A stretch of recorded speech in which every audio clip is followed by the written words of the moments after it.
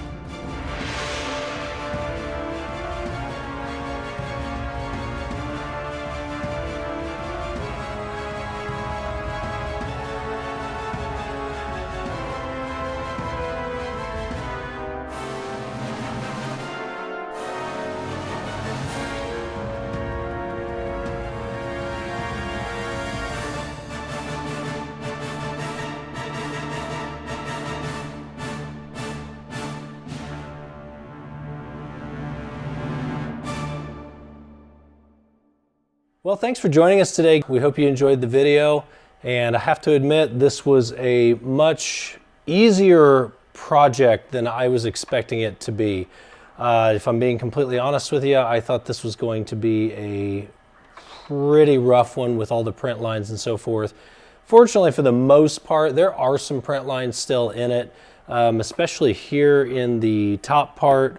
There are some artifacts, of course, if you know in your 3D print. I did disguise those a little bit, as you saw in the video with the Bondo glazing, and I literally just finished this to get this video out today. Go through a couple things here real quick. I did use I didn't have any copper color, so I did a gold base on this, and I used two different golds, and I kind of mixed and matched and tried to make them a little uneven when I sprayed them on. I used an autumn gold for what looks like what would be the copper parts. I didn't actually have copper. I think it turned out really well, actually. Of course, I used silver leaf rub and buff for the weld marks and so forth on this helmet. Really put my rub and buff skills to the test. If you don't have rub and buff, you gotta go get some, because this stuff is great. I use it all the time on different projects, and I just used, in the video you saw, I actually trimmed a paintbrush, trimmed it down real short so that it was really stiff, and that helped me brush this on. Thanks for joining us today. Make sure you hit that like and subscribe button. We'd really appreciate you supporting the channel. We'll catch you in the next video.